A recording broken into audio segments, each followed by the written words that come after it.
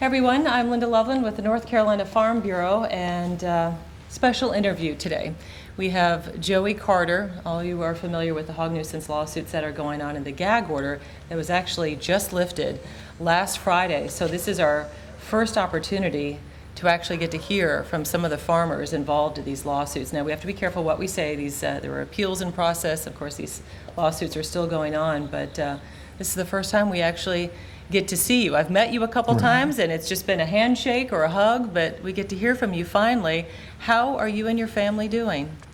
Well, it's been very dramatic. I mean, it's been months it's been going on, or years really it's been going on, but it's been very dramatic. It's been very stressful on the family, and it's been stressful on all of us in the industry and just everybody. I mean, it's just got an effect on a lot of people.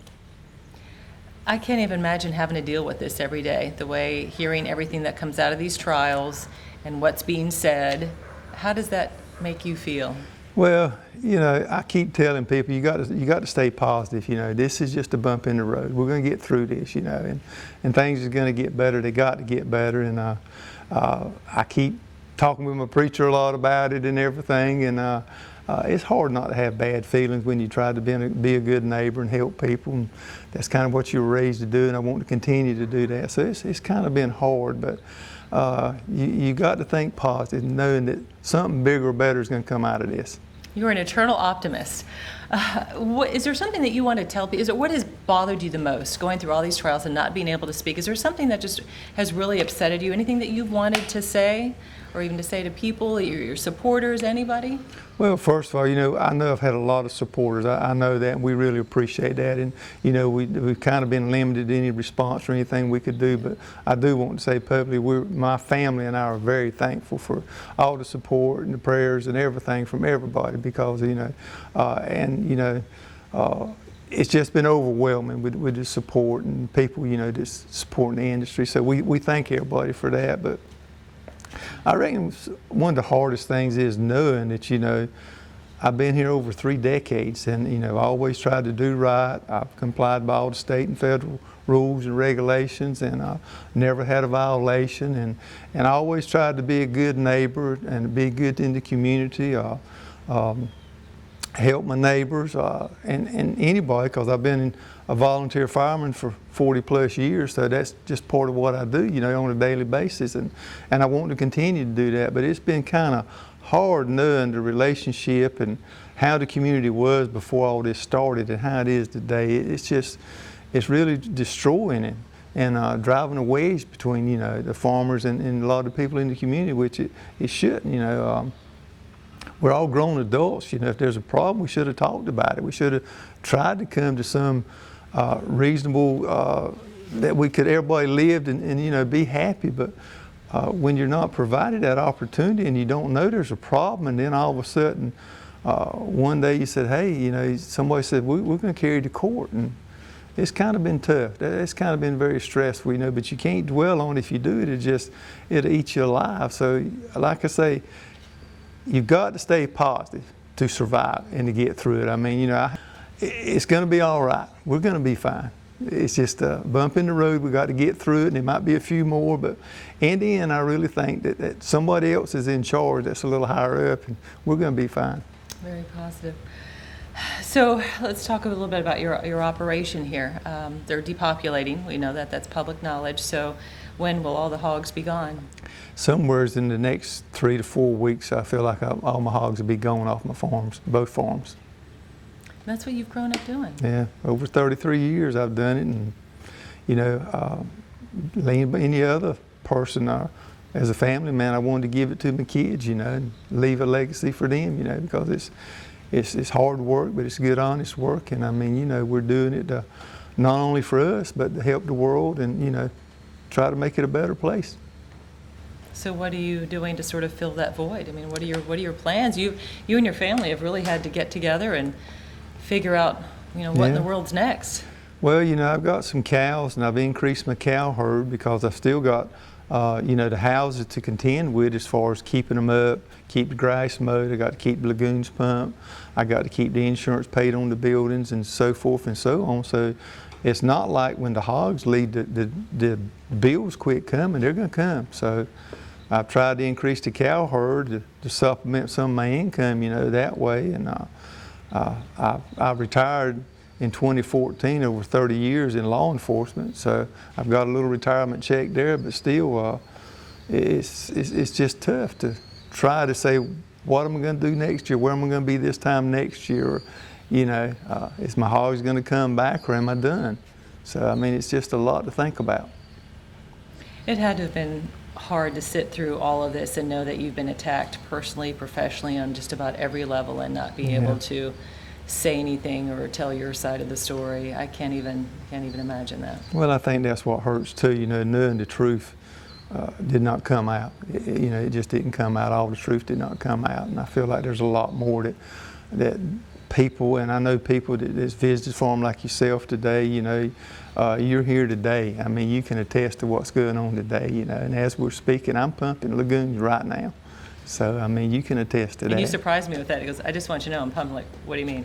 Because I'm pumping out in the field right behind us. Yeah, like, yeah. I don't smell anything. Yeah. Yeah, so it's just, I don't know. I never foresaw this coming. You know, I never thought I'd be here today, you know. I just never saw it coming. And I think the industry didn't either. I feel like as a whole, we just didn't see that. No. And that has to be hard, especially when you're dealing with something with your neighbors, because you come into work here every day and take in, so you have to pass your neighbors. You see them on a regular basis, and these are people that you've known for decades, and like you said, you've done things for them, and being a part of the fire department, so you've been there for them in that regard. And you say even during hurricanes, you help out. Yeah. And so I mean, it's just very difficult. I mean, it's just I don't know. I just never thought I'd be today where I'm at, you know. Just never saw it coming.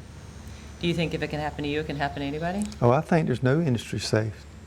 The time we're in, I don't think nobody's safe, whether you're in the hog business or the chicken business, the turkey business, the cow business. I don't know. I mean, I just don't know what it's coming to.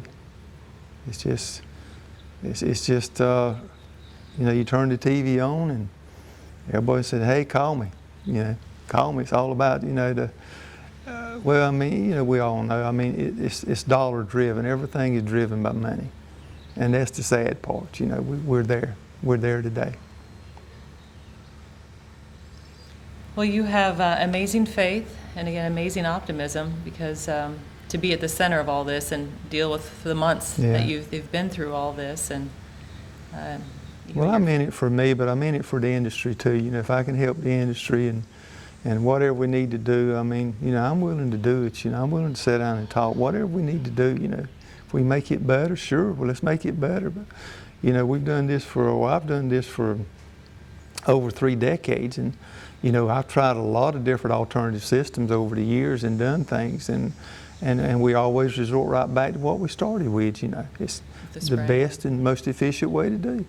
So there's just no magical thing out there that I know of right now that's better. I mean, I think technology will eventually and continuously, they're working on stuff, but hopefully that day will come. You know, if it does, I mean, so be it. If not, like I say, we've withstood hurricanes and storms and everything that could be thrown at us, and we've kind of held our own and maintained. So I think that's a testament to what we're used and what we've been doing for all the years too.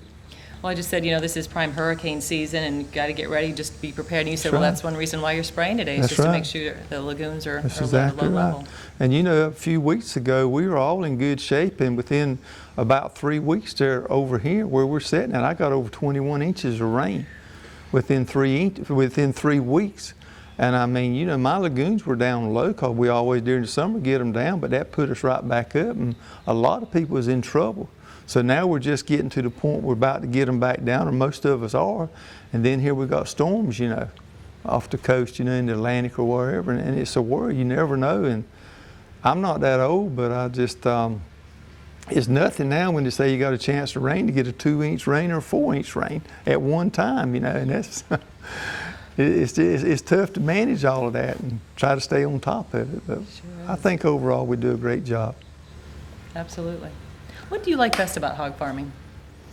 Well, I just like the land. I mean, you know, my grandfather, he was a farmer his whole life. Of course, my daddy farmed some too on the side. But I mean, you kind of come over here and you just you tend the land and the animals, and you watch it grow, and you know the end product where it's going to go, and it just makes you be proud. You know, when I go to the store and I see the name on the meat and all that, I'm proud because that could be mine. You know, and I'm very proud of that.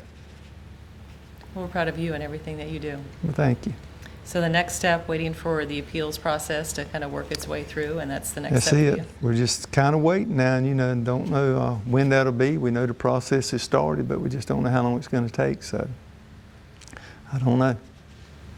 Well, we wish the best to you and your family. I know these are trying times, but know that we are all here in support of you, and there's a very large community out there that is in support of you. We've seen more signs go up, and it's become, you know, you see it across the state, signs in support. Yeah, so. I've had people from other states that's talked to me or text me or different ways, you know, getting up with me. I mean, from other states, and I see people all the time. I saw a lady at church the other day. She lives near West Virginia. She said, we had a rally and your name was talked about in West Virginia, you know, so I know it's out there, and that's good. And like I say, if I've got to be the poster child, so be it, you know. I'll do what I can because, you know, I know that us farmers, we do a good job, and we're concerned and try to do a good job, you know. So that's what we all want to do. We want to raise a good product and for the public, and we want to take care of the environment and everything like we've been doing. That's what we want to do. Well, Joey, best of luck. And I know we'll be talking to you as this goes through, but good luck with the appeal, and thanks for taking time for us. Thank you for coming today.